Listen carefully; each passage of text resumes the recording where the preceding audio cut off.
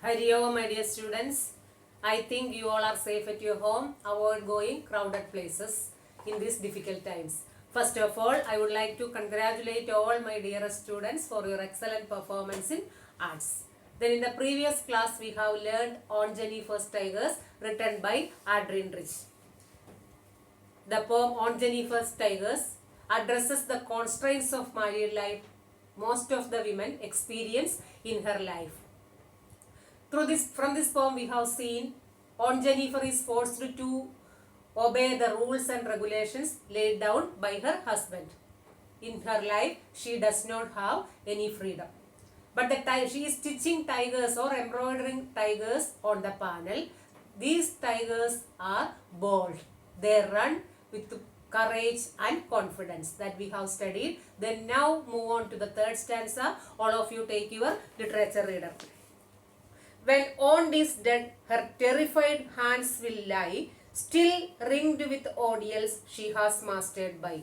The tigers in the panel that she made will go on prancing proud and unafraid. Listen once more. When Ond is dead, her terrified hands will lie, still ringed with ordeals she has mastered by. The tigers in the panel that she made will go on prancing proud and unafraid. Then what is now let's see line by line. When Ond is dead, her terrified hands will lie. That means even death would not free her from the ordeals. What do you mean by ordeals? The difficulties or the problems she faced in her life. Even her death would not free from the ordeals she has experienced in her life. Then listen the word, her terrified hands. The poet says that her hands look terrified after death. Why? Because she has passed many bitter experiences and hardships in her life. So her hands look terrified, will lie still ringed with ordeals she has mastered by. That means she has her hands look terrified because she has experienced many bitter problems and hardships in her life. This effect is still visible on her hands. Listen the second line. Still ringed with ordeals. Ringed. Then here the word ringed has been used here in two ways. First one, the word ring means the symbol of marriage, and the second one is encircled or surrounded by the problems. That means second one is the figurative use. First one is the symbol of marriage. The word ring is a symbol of marriage. First one is conventional use and the second one is figurative use. Still ringed with ordeal she has mastered by. That means even her death would not free her from the problems she has faced in her life. After death, her hands look terrified because she has experienced many bitter problems and hardships in her life. This effect still visible in her hands. Then move on to the next line. The tigers in the panel that she made will go on prancing proud and unafraid. But what she is doing? She is stitching or embroidering tigers in the panel. The tigers which she made will go on moving, prancing proud and unafraid. They are moving. The tigers which she made on the cloth or a panel, moving with confidence and courage. That means she wants freedom. In her life, she is forced to obey the rules and regulations laid down by her husband. Then in her life, she is forced to live in accordance with the rules laid down by her husband. That means she does not have any freedom in her life, but she wants freedom. So she is stitching tigers on the panel. Why she is stitching tigers? Because she wants freedom. She has to obey the rules and regulations in her laid down by her husband in her personal life. But now she wants freedom, so she is stitching tigers on her panel.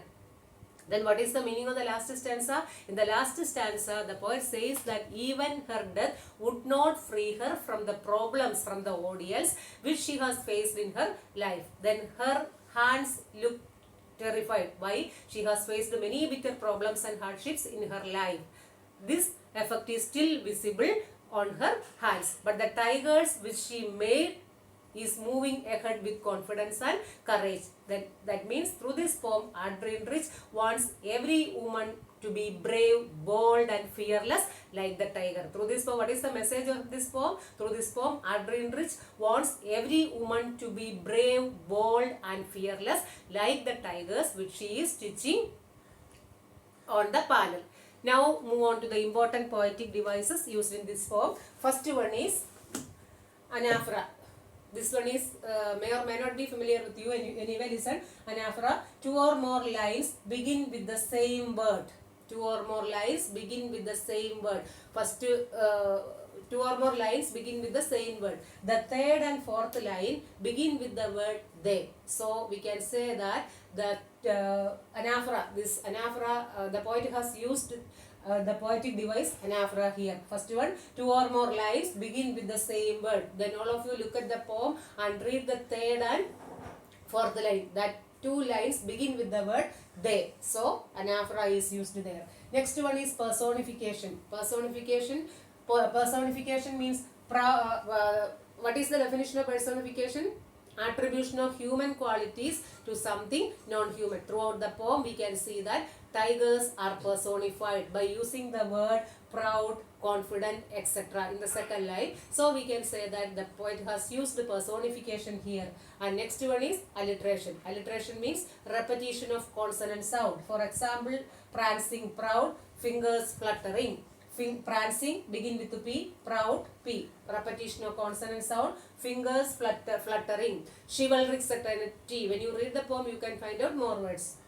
Metaphor, indirect comparison. Here, the tigers are compared to the bright topaz. Topaz means a type of stone. These are the important poetic devices used in this poem. Listen once more. First one is anaphora. Two or more lines begin with the same word. Next one, personification. The personification means attribution of human qualities to something non-human. Third one is alliteration, repetition of consonant sound. Metaphor means indirect comparison. Gauri, can you summarize today's portion?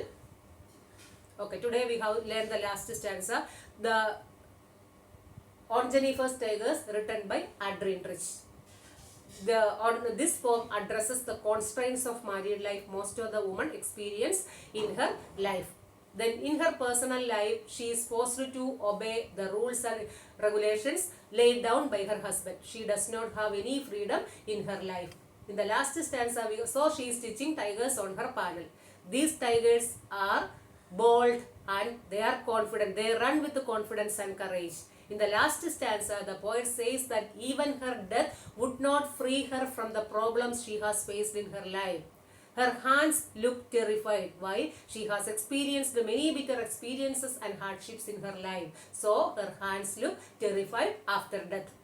Then again, ringed. The word ringed has two meanings. First one is it is a symbol of marriage. Second one is figurative use of language. But the tigers which she made on the panel is moving ahead with confidence and courage. The important poetic devices we have seen in this poem is anaphora. Two or more lines begin with the same word they. Look at the poem and read the second and third line. All of you listen. They do not fear the men beneath the tree. They pace in sleek chivalric certainty. These two lines begin with the word they. So we can say that the poet has used the technique anaphora here. Second one is personification. Personification means throughout the poem we can see that the tigers are personified here. Next one is alliteration. Example, prancing proud, fingers fluttering. Metaphor, indirect comparison, bright topaz. The tigers are compared to the bright topaz. Then these are the important poetic devices we have seen. Then all of you read the poem several times. I will send you the notes through Google Classroom. If you have any doubt, you can contact me. Thank you all.